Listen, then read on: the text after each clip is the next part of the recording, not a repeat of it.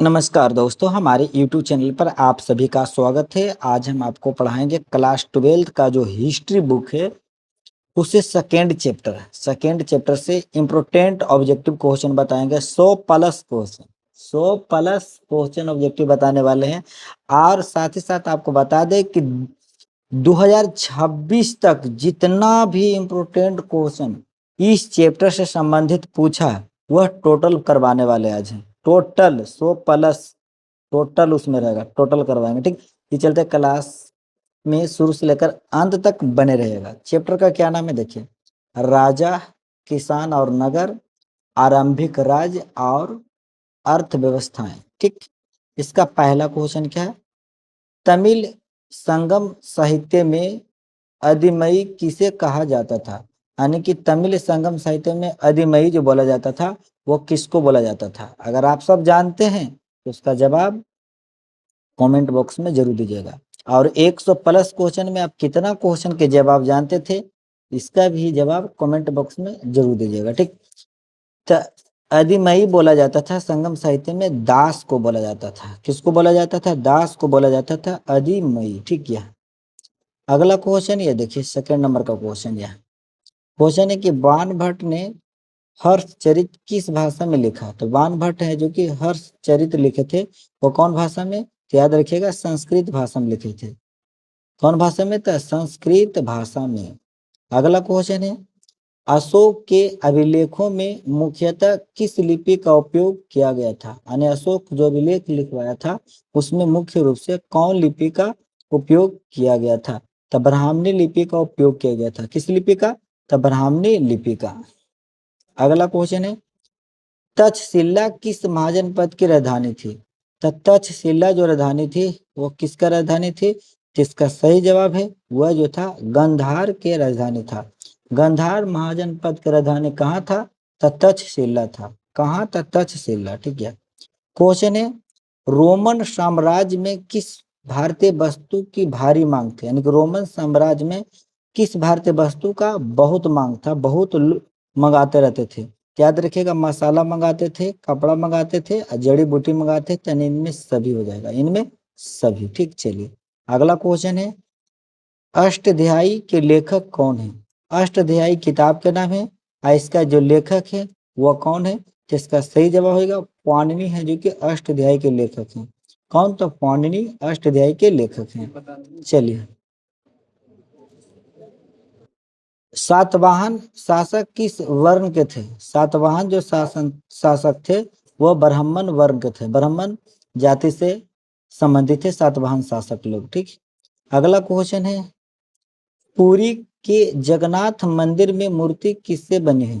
पुरी के जगन्नाथ मंदिर में जो मूर्ति बनाया गया है वो किससे बना हुआ है? किसका सही जवाब है लकड़ी से बना हुआ। देखिए, मंदिर में मूर्ति जो बनल है पुरी में जगन्नाथ मंदिर में वो लकड़ी से बना हुआ। किससे बना हुआ? तो लकड़ी से।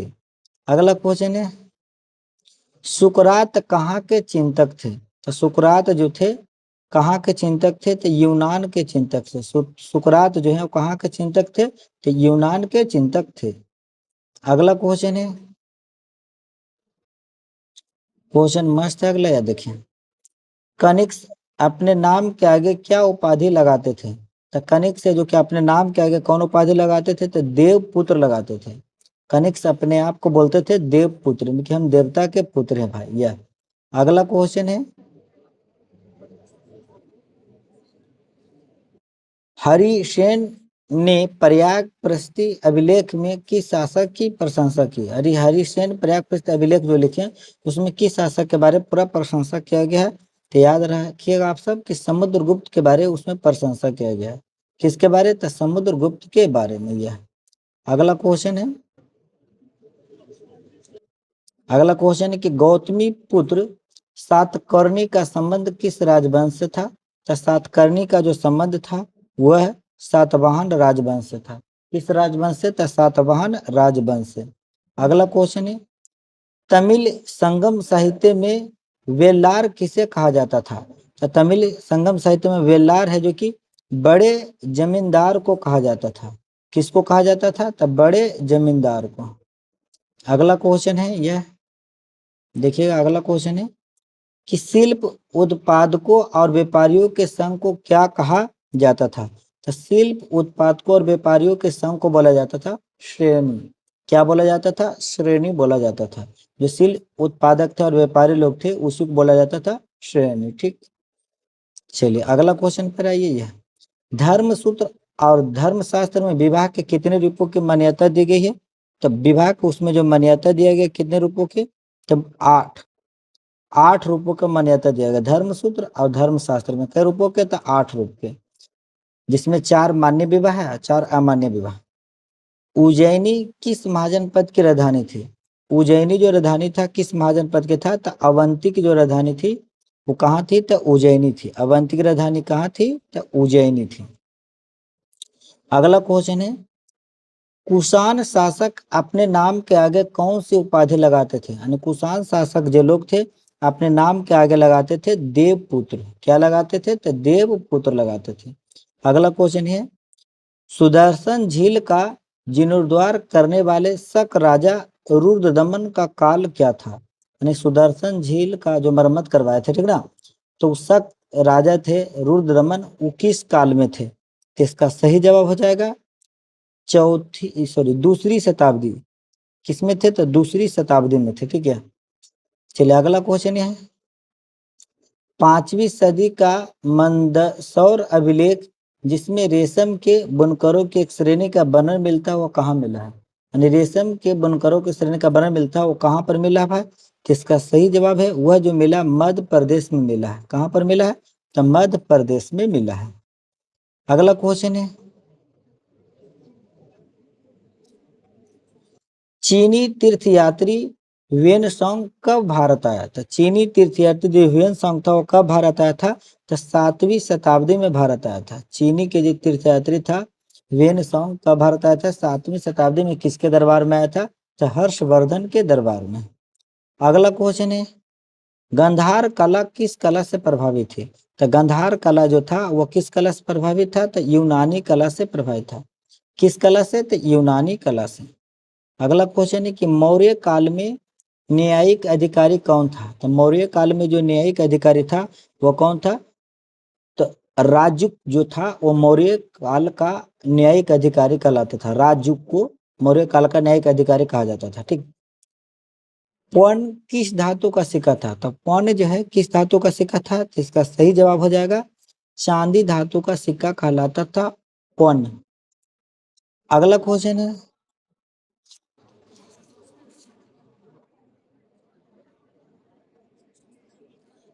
सूती वस्त्र उद्योग के लिए कौन प्रसिद्ध था? तो उरैयूर जो था सूती वस्त्र उद्योग के लिए प्रसिद्ध था। कौन? तो उरैयूर। अगला क्वेश्चन यह है,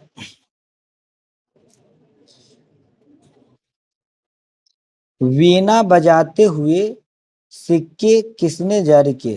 तो वीणा बजाते हुए सिक्के समुद्रगुप्त ने जारी किया था, जिसे भारत का नेपोलियन भी कहा जाता है। अगला क्वेश्चन है, फाहियान कौन था? फाहियान जो था वह कौन था भाई? तो इसका सही जवाब याद रखेगा, चीनी तीर्थयात्री का नाम था फाहियान। फाहियान कौन था? तो चीनी तीर्थयात्री था। अगला क्वेश्चन है, किसने सबसे पहले भारत में स्वर्ण सिक्के जारी किए? यानी कि सोना का सिक्का जारी करने वाला सबसे पहला कौन शासक है?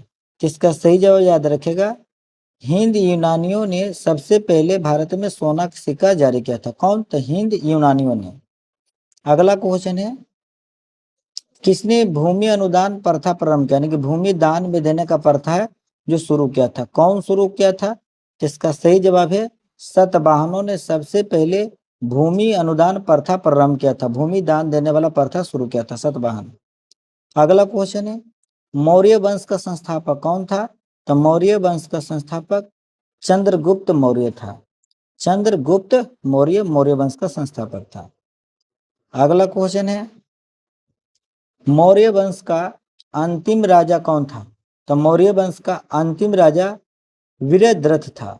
मौर्य वंश का अंतिम राजा वीरद्रथ था। अगला क्वेश्चन है, मगध की प्राचीन राजधानी कहाँ थी? तो मगध की प्राचीन जो राजधानी थी वह राजगिरा थी। मगध की प्राचीन राजधानी कहाँ थी? तो राजगिरा थी। अगला क्वेश्चन है,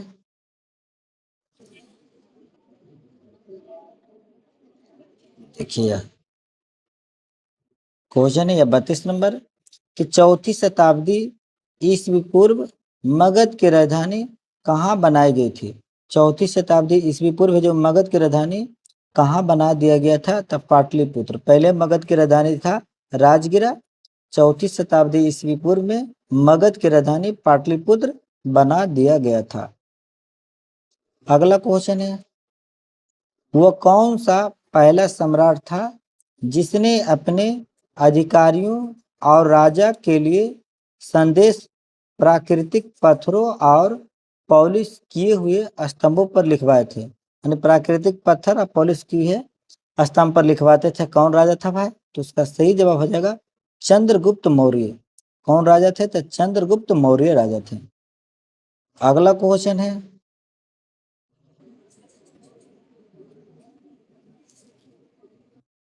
मेगास्थनीज किस यूनानी शासक के राजदूत के रूप में पाटलिपुत्र आया था? किस यूनानी शासक के राजदूत के रूप में पाटलिपुत्र आया था?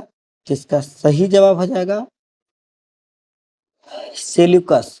सेल्यूकस के राजदूत के रूप में पाटलिपुत्र आया था मेगास्थनीज। भारत आने वाला पहला विदेशी यात्री था यह। चीनी यात्री फाहियान किस शासक के काल में भारत आया था? चीनी यात्री जो फाहियान था वह किसके शासन काल में भारत आया था? जिसका सही जवाब है चंद्रगुप्त द्वितीय, जिसको विक्रमादित्य की उपाधि दिया गया था, उसी के शासन काल में चीनी यात्री फाहियान है जो कि भारत आया था। अगला क्वेश्चन है, उत्तर पश्चिम भारत में प्राप्त अशोक के अभिलेख में किस लिपि का प्रयोग किया गया? यानी उत्तर पश्चिम भारत से जो भी प्राप्त अशोक के अभिलेख हुआ उसमें किस लिपि का प्रयोग किया गया है? इसका सही जवाब है खरोष्टी लिपि का प्रयोग किया गया है। किस लिपि का? तो खरोष्टी लिपि का प्रयोग किया गया है। अगला क्वेश्चन है, उत्तरी पश्चिमी भारत में प्राप्त अशोक के अभिलेखों में किस लिपि का प्रयोग किया गया है? इसका सही जवाब है खरोष्टी लिपि का प्रयोग किया गया। रिपीट क्वेश्चन हो गया ना जी। अगला क्वेश्चन है, वानभट्ट की रचना कादम्बरी में किसके शासनकाल का वर्णन है? वानभट्ट का जो किताब है कादम्बरी, उसमें किसके शासनकाल का वर्णन है? तो हर्षवर्धन का उसमें पूरा वर्णन किया गया। किसका? तो हर्षवर्धन का। अगला क्वेश्चन है, पंचतंत्र की रचना किसने की? तो पंचतंत्र की रचना जो है वह किसने की? तो विष्णु शर्मा के हैं। कौन के हैं? तो विष्णु शर्मा पंचतंत्र की रचना किए हैं। अगला है, कामसूत्र किसकी रचना है? यानी कामसूत्र पुस्तक के लेखक कौन है? जिसका सही जवाब हो जाएगा वात्स्यायन कामसूत्र पुस्तक के रचनाकार हैं। अगला क्वेश्चन है, कौटिल्य यानी कि चाणक्य किसके मंत्री थे? तो चाणक्य चंद्रगुप्त के मंत्री थे। किसके मंत्री थे? तो चंद्रगुप्त के मंत्री थे चाणक्य। अगला क्वेश्चन है यह, पाटलिपुत्र को किस राजा ने सर्वप्रथम अपनी राजधानी बनाई थी? तो सबसे पहले पाटलिपुत्र की राजधानी बनाया था वो कौन बनाया था? तो उदयन। उदयन सबसे पहले पाटलिपुत्र को राजधानी बनाया था। अगला क्वेश्चन है, अंगतुर निकाय के अनुसार महाजन पदों की संख्या कितनी थी? तो अंगतुर निकाय जो पुस्तक है उसके अनुसार महाजन पदों की जो संख्या था वह 16 था। इस 16 महाजन पद में सबसे शक्तिशाली महाजन पद मगध था। अगला क्वेश्चन है, मगध साम्राज्य की स्थापना किसने की? तो मगध साम्राज्य के जो स्थापना किया था वो कौन किया था? तो बिंबिसार किया था। मगध साम्राज्य की स्थापना किसने किया था? तो बिंबिसार। अगला क्वेश्चन है,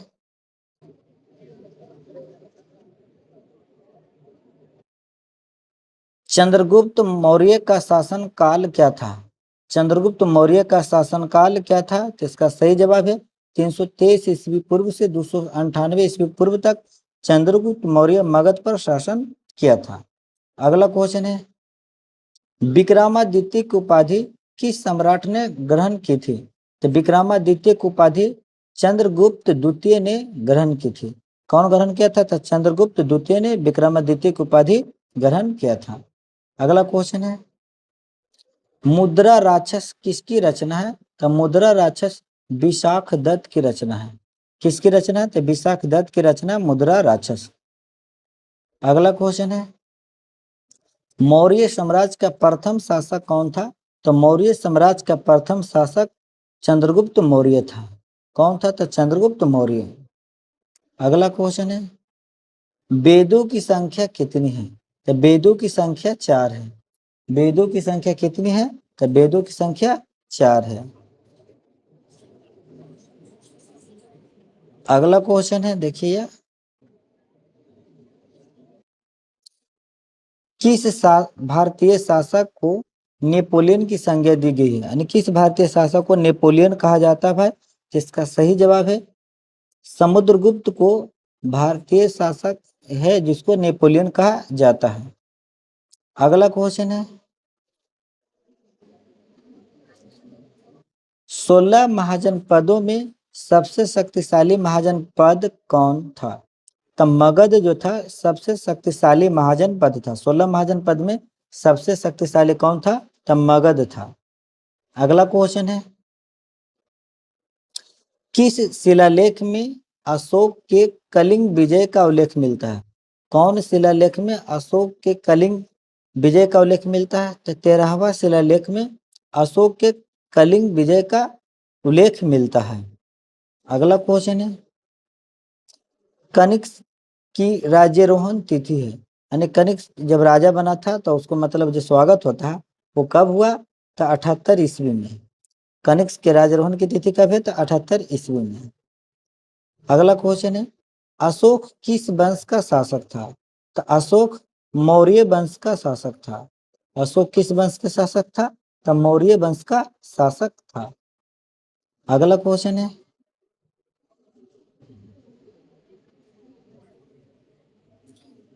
भारतीय इतिहास का कौन सा काल स्वर्ण काल के नाम से जाना जाता है? तो भारतीय इतिहास का कौन सा काल स्वर्ण काल के नाम से जाना जाता है? तो गुप्त काल को स्वर्ण काल बोलते हैं। कौन काल को? तो गुप्त काल को। अगला क्वेश्चन है, प्रयाग प्रसिद्ध की रचना किसने की थी? तो प्रयाग प्रसिद्ध की रचना हरिसेन ने किया था। कौन किया था? तो हरिसेन ने।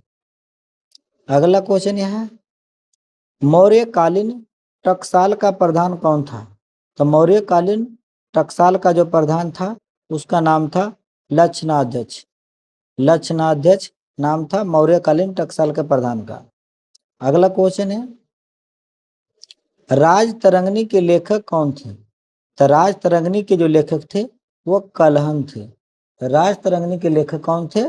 तो कलहन थे। अगला क्वेश्चन है, देखिएगा अगला क्वेश्चन है, अर्थशास्त्र और इंडिका से किस राजवंश के विषय में जानकारी मिलती है? जिसका सही जवाब है मौर्य वंश के बारे में जानकारी मिलता है। किस राजवंश के बारे में? तो मौर्य राजवंश के बारे में। अगला क्वेश्चन यह है, अर्थशास्त्र की रचना कब हुई थी? अर्थशास्त्र के जो रचना हुआ था वह 4वीं शताब्दी ईस्वी में हुआ था। कब? तो 4वीं शताब्दी ईस्वी में हुआ था। अगला क्वेश्चन है, पतंजलि के महाभाष्य से हमें जानकारी मिलती है। तो पतंजलि के महाभाष्य से हमें किसकी जानकारी मिलती है? तो याद रखिएगा प्राक मौर्य काल की जानकारी मिलती है। किसकी? तो प्राक मौर्य काल की जानकारी मिलता है पतंजलि के महाभाष्य से। अगला क्वेश्चन है, अर्थशास्त्र के लेखक कौन थे? अर्थशास्त्र के लेखक कौटिल्य, जिनको बोला जाता है चाणक्य, वह थे। ठीक, अर्थशास्त्र के लेखक कौन थे? तो कौटिल्य। अगला क्वेश्चन है,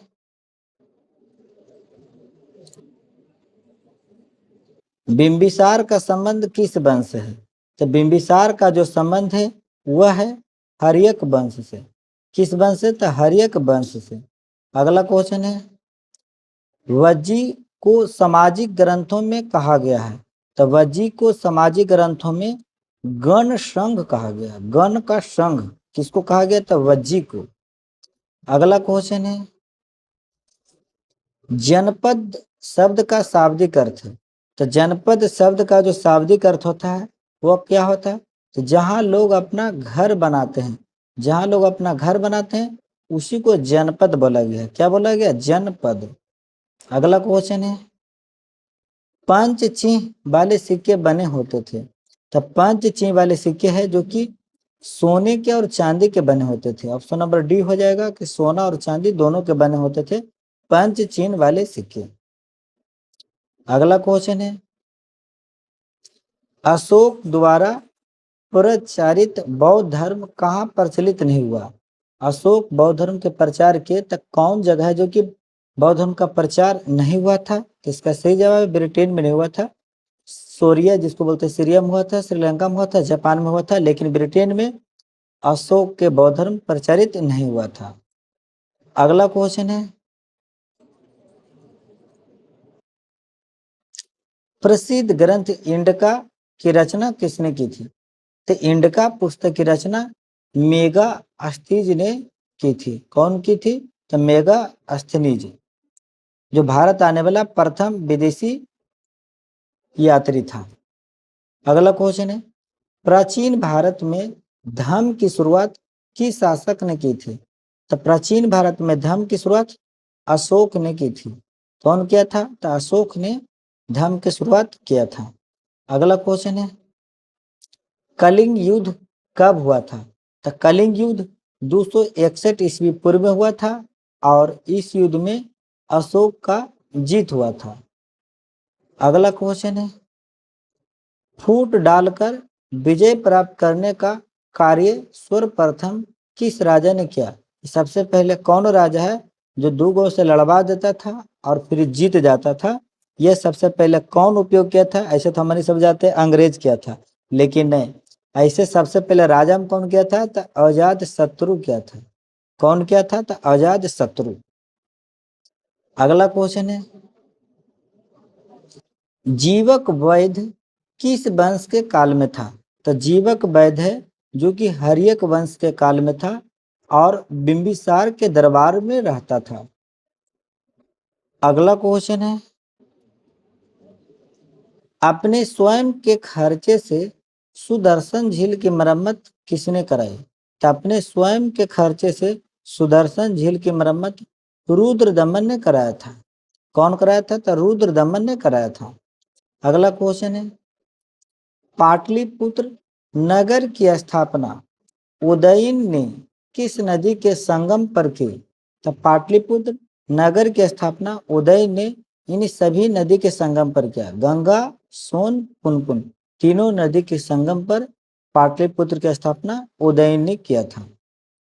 अगला क्वेश्चन है, समस्त भारत ही नहीं एशिया एवं यूरोप में सर्वप्रथम हुनों को परास्त करने का श्रेय किस शासक को जाता कि हुनों को हरा दिया? कौन शासक जो था हुनों को हरा दिया? तो उसका नाम था स्कंदगुप्त। कौन शासक हुनों को हराया था? तो स्कंदगुप्त है जो कि हुनों को हरा दिया था।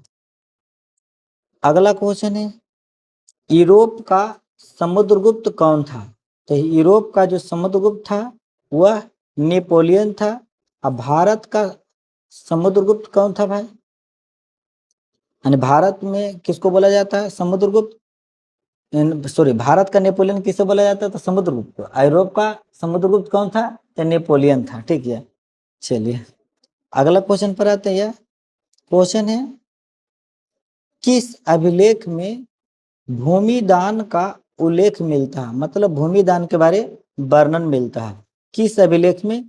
किसका सही जवाब है प्रभावती गुप्त में मिलता है भूमिदान का उल्लेख। किसमें? प्रभावती गुप्त में भूमिदान का उल्लेख मिलता है। चलिए अगला क्वेश्चन में आते हैं। यह 510 ईस्वी में सती प्रथा के साक्ष्य वाला प्रथम अभिलेख कहाँ मिला है? जिसमें साक्ष्य मिला कि सती प्रथा ऐसा होता था 510 ईस्वी में। तो इसका सही जवाब है एरन। एरन के अभिलेख में मिला है। अगला क्वेश्चन है, अशोक ने महेंद्र और संघमित्रा को बौद्ध धर्म के प्रचार के लिए कहाँ भेजे थे? अशोक और संघमित्रा दोनों जो है महेंद्र और संघमित्रा दोनों जो है अशोक के यानी अशोक के बेटा का नाम महेंद्र है और संघमित्रा बेटी का नाम है। दोनों को बौद्ध धर्म के प्रचार के लिए कहाँ भेजे थे? तो श्रीलंका भेजे थे। कहाँ? तो श्रीलंका। अगला क्वेश्चन है, किस विद्वान ने मात्र अभिलेखों के आधार पर अशोक का इतिहास लिखने का श्लाघ्य प्रयास किया है? तो कौन विद्वान जो था भाई? तो उसका सही जवाब है देवदत्त रामकृष्ण भंडारक। केवल अभिलेख के आधार पर लिखना शुरू कर दिया है। चलिए अगला क्वेश्चन है, मौर्य कला का निम्न में से कौन सर्वाधिक महत्वपूर्ण नमूना है? यानी कि सबसे महत्वपूर्ण नमूना कौन है मौर्य काल का? तो इसका सही जवाब है स्तंभ है। कौन है? तो स्तंभ है। चलिए अगला क्वेश्चन है, गुप्तों के काल में कौन चीनी यात्री भारत आया? तो गुप्तों के काल में आने वाला जो चीनी यात्री कौन है? तो उसका नाम है फाहियान।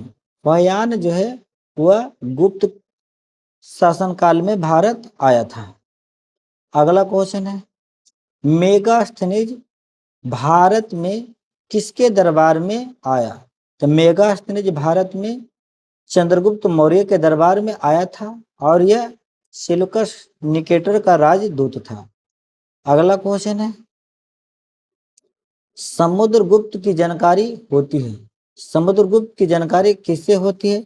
किसका सही जवाब है प्रयाग प्रसिद्ध से होती है। प्रयाग प्रसिद्ध अभिलेख से है जो कि समुद्रगुप्त की जानकारी होती है। अगला क्वेश्चन है, नवरत्न किस शासक के दरबार में रहते थे? तो नवरत्न जो है जो कि किस शासक दरबार में रहते थे? तो चंद्रगुप्त विक्रमादित्य बोलिए या चंद्रगुप्त द्वितीय के दरबार में नवरत्न रहते थे।